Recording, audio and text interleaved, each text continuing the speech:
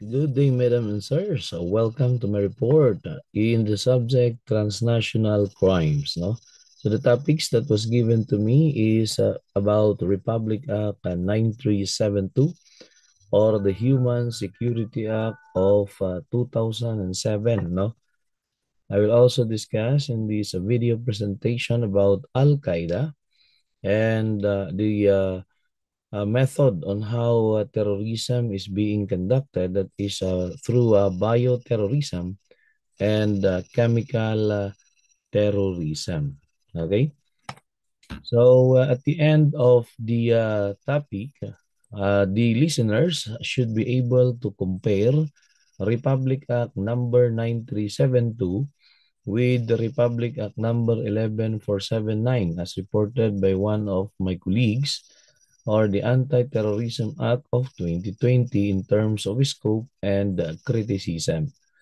The second objective, describe how Al-Qaeda's ideology influenced the global terrorism. No?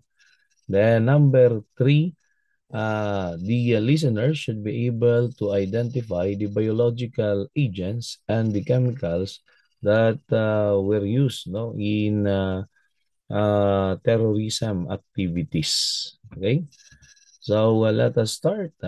What is Republic Act number 9372?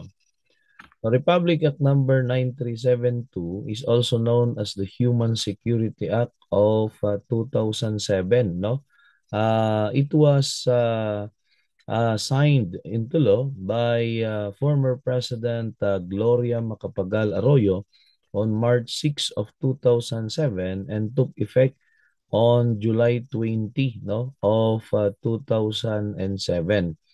It was the first law here in the Philippines, no, to punish or to define the act of terrorism. So it is the first anti-terrorism law enacted to protect the life, liberty, and property of the people from acts of terrorism, while also safeguarding the constitutional rights of the suspects. No, so the key feature include the policy goal, which is to secure the state and protect the citizen by defining and penalizing what is terrorism, no? While officially also reaffirming protection of constitutional rights. So what was the purpose of the law? Why it was enacted by the Congress? So the purpose of the law is to define and penalize terrorism and to provide measures to prevent and suppress the terrorism in the Philippines, of course, no? O, kasi syempre naglipanan na ang Terrorism Act as of 2007, no? So actually, earlier than that, there are already acts of terrorism that were committed. However, there was no crime of terrorism that can be filed since there was no law punish such act, no? So what is the definition of terrorism under Republic Act number 9372? Okay, so it criminalize acts already punishable under existing laws like murder, arson, kidnapping, no? If these are done to sow a widespread fear and panic, or to widespread or malawakan na fear sa mga tao, in order to coerce the government, no, or to force the government or the populace in order for the government to give in to their unlawful demand, no? So that is the definition of terrorism under RA 9372. So, ibig sabihin, pagka po na-commit ang murder, arson and kidnapping at ang purpose ng grupo ay para magdulot ng takot sa mga sibilyan, para pilitin ang gobyerno para gawin or huwag gawin ang kanilang hinihiling. So, yun po yung magfo-fall ng terrorism. Okay? So, if their act is done to sow a widespread fear and panic in order to force the government to give in to their unlawful demand. So, dun pa lang magkakaroon ng act of terrorism. Okay? So, what is the difference or what are the differences between Republic Act 9372 and RA 11479 that were discussed by my colleague, no? Since Republic Act 9372 was already repealed by Republic Act number 11479 because of some of the loopholes of 9372. Okay? So let us see the difference between the two laws, no. So as to the definition of terrorism, mas pinalawak at mas pinaigting under Republic Act number 11479. So under Republic Act number 9372, terrorism pertains to acts punishable under revised penal code which are committed in which the purpose is to sow terror or panic among the populace or the civilian for the group to force the government to give in to their unlawful demand or for the government to submit to their demands, no. While under Republic Act number 11479, terrorism already includes acts intended to cause death, damage to property or critical infrastructure, or serious risk to public safety, even if not committed. It includes threats, planning to commit terrorism, and to include also facilitation. So mas pinalawak siya kasi kasama na dyan yung intention pa lamang, no? Para magdulot ng kamatayan at pagkasira ng ari-arian, ganun na rin ang mga critical infrastructure ay isinama na dito sa ating bagong batas na nagpaparusa ng terrorism, no? Not necessarily na dapat ay merong mamatay, may masunog, gano'n. So unlike doon sa Republic Act 9372 that there must be a widespread, no, na pagpatay, okay? At dapat ito ay magdulot ng takot sa mga civilian para pilitin ang gobyerno para mag-give in sa kanilang unlawful demand, no? So the scope was expanded by Republic Act number 11479, no. So meaning the act of terrorism becomes broader. Okay. Then we have the difference when it comes to detention without charges. Under Republic Act number 9372, the law enforcers can only detain a certain individual who is suspected to have committed terrorism within 72 hours without charges. Okay? However, under Republic Act number 11479, a person who is suspected to be a terrorist can be detained up to 14 days without a case or without charges.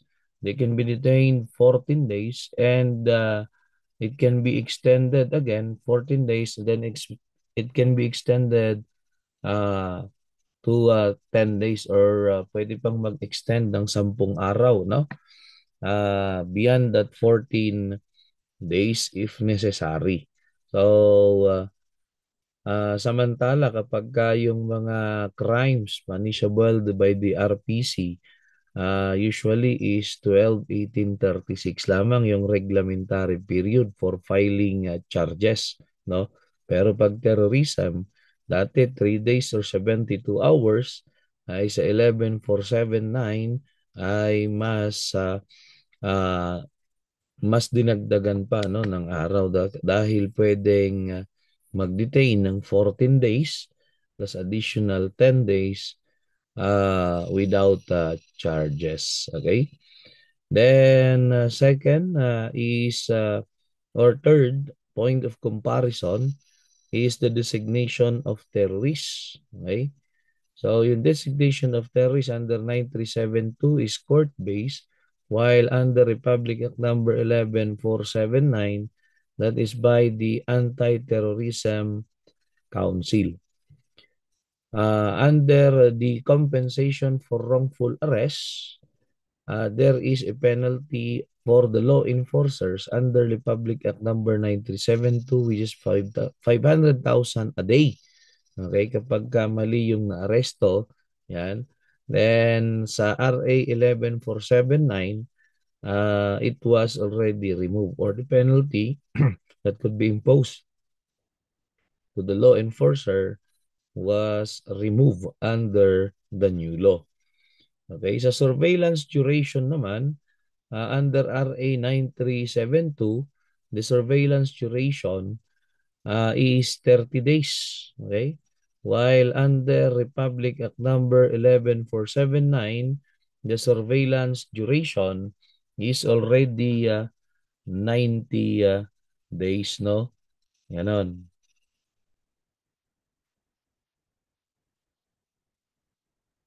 Okay? So, yun po yung isa sa binago under Republic Act number 11 479. Okay? So, ganun po mga kaibigan, no? So, kailangan ng uh, clearance, syempre, kung magkakandak din ng surveillance. Okay? Pero yun nga lang, mas maganda na sa Republic Act number 11479 ay kasi dinagdagan na, no, ng araw, no, ng pwedeng pag-surveillance. All right?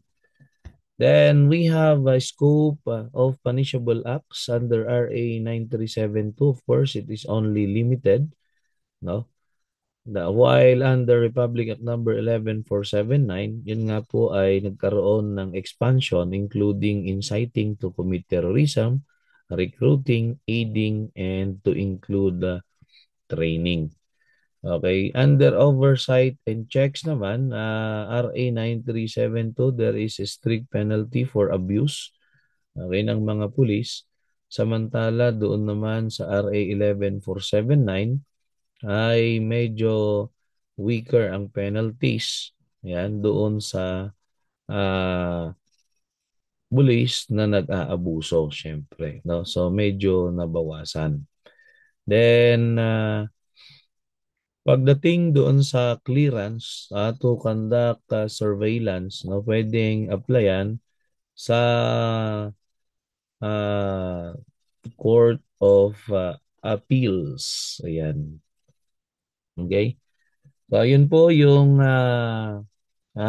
difference, no, nung dalawang batas, yung RA 9372 and 11479. Since the law that was already discussed, no, I will no longer discuss dig deeper on RA 9372 since the law was already repealed by the new law.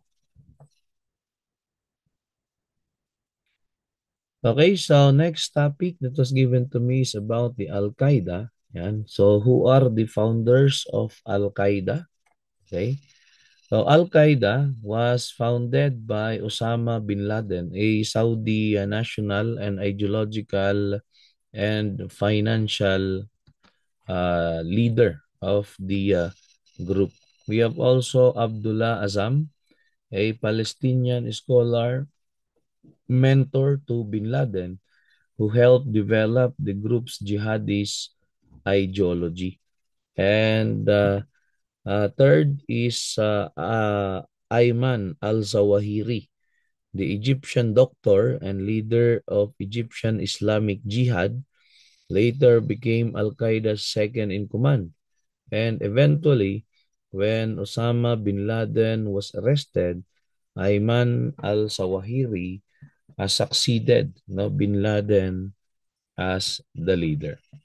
So what is the Al-Qaeda's ideological framework, no? And ano nga ba ang dulot ng grupo na ito sa global terrorism, no? So the Al-Qaeda's ideological framework is the Salafi jihadism, Qutbism, no?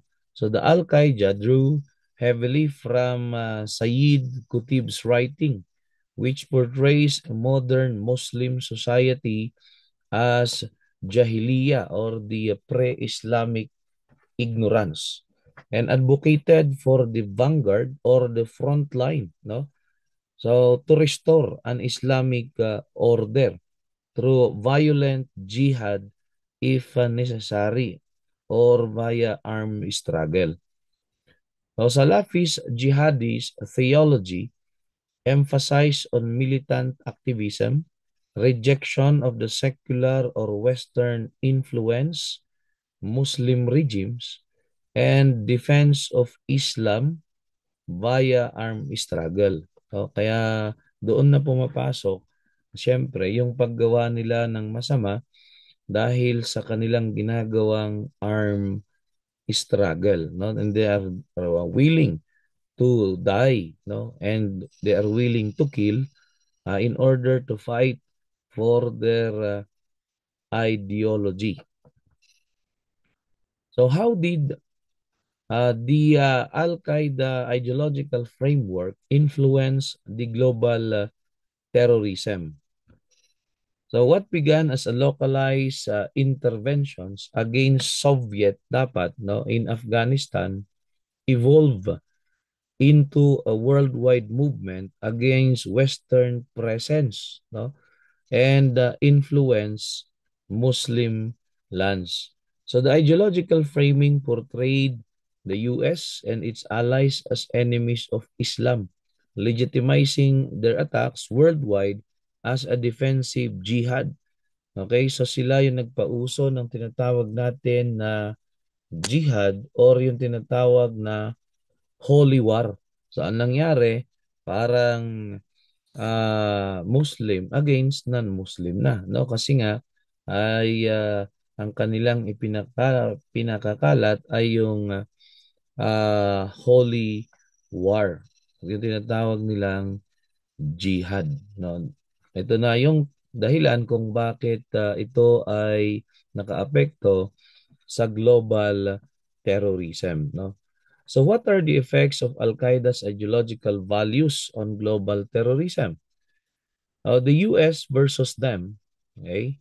So the Islams or the Salafist jihads, rhetoric forged an ideological solidarity across the diverse or different regions, justifying indiscriminate violence under religious pretext. Di ba?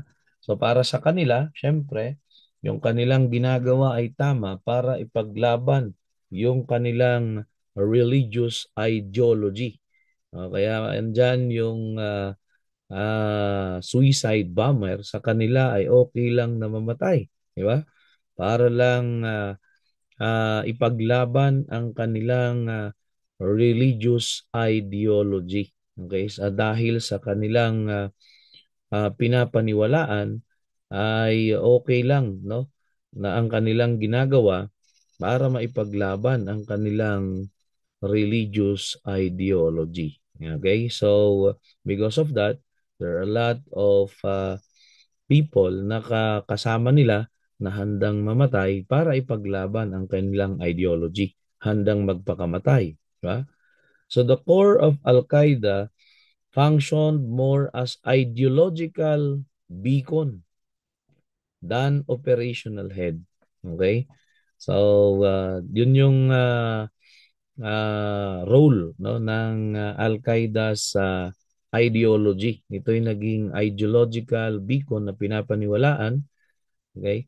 With the central figures providing moral guidance to their other religious affiliate.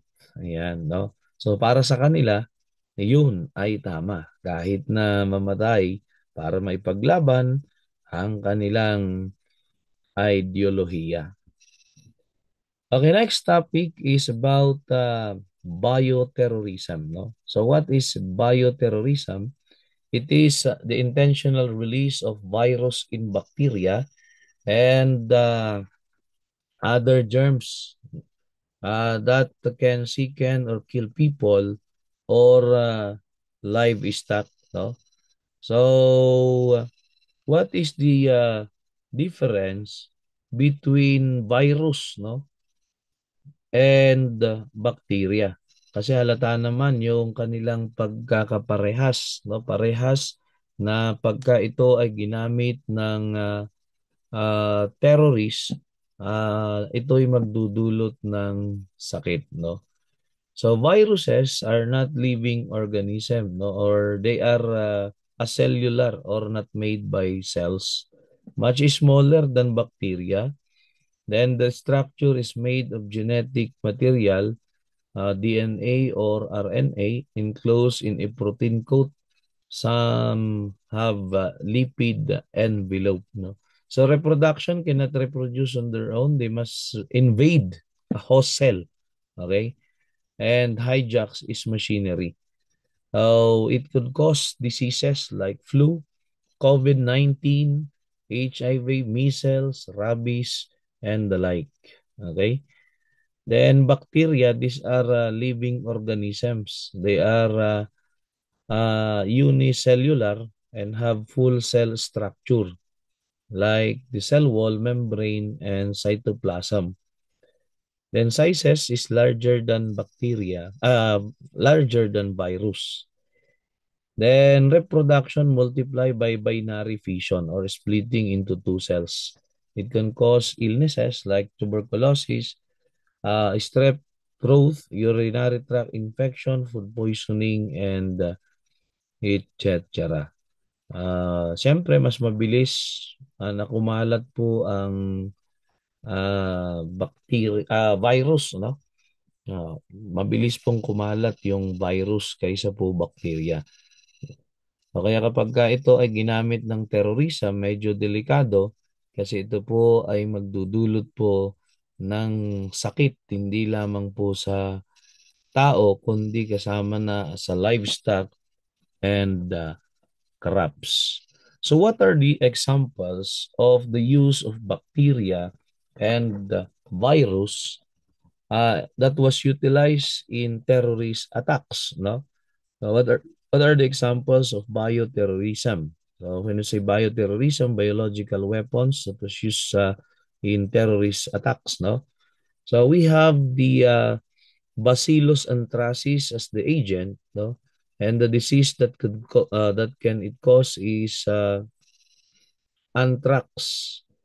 The notable attacks, it was used in 2001 in US, anthrax attacks, okay, where some officials uh, died and have sickness because of that Bacillus anthracis attack.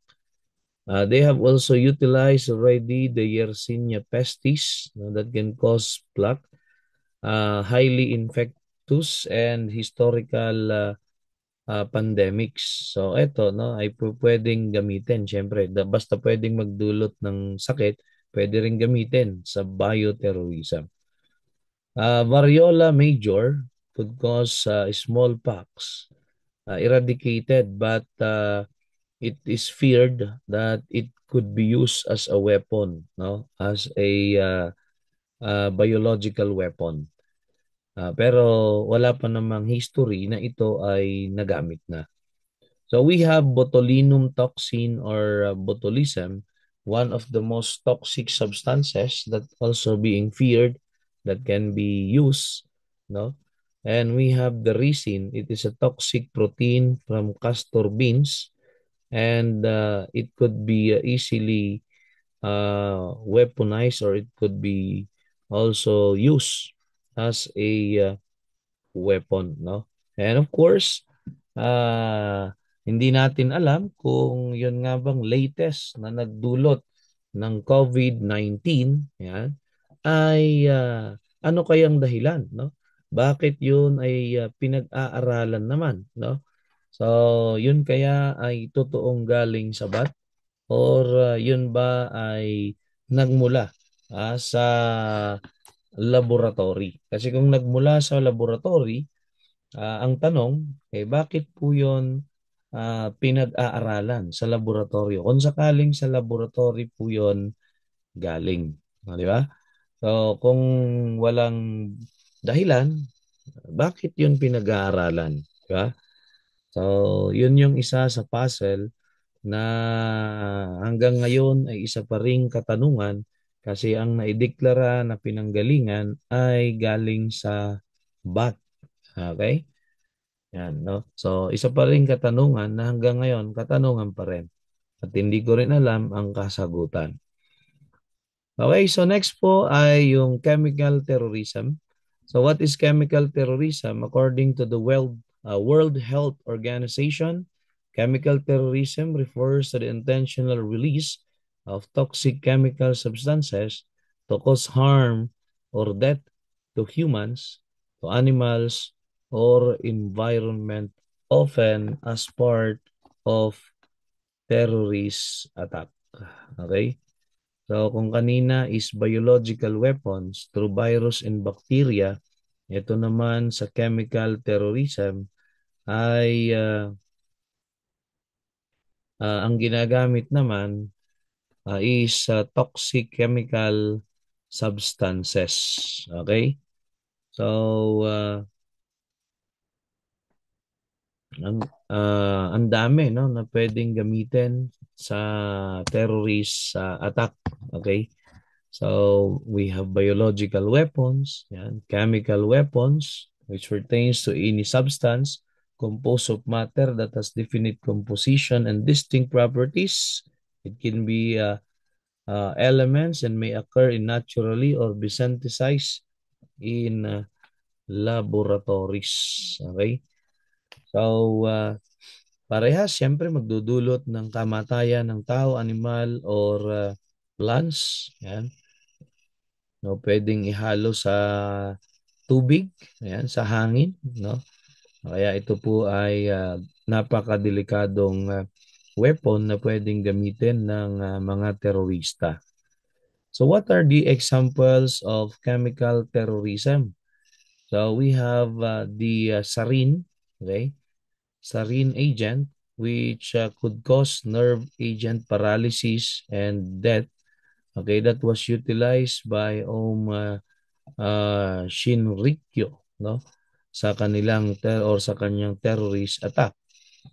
We have also the chlorine. It is a choking agent that could cause suffocation.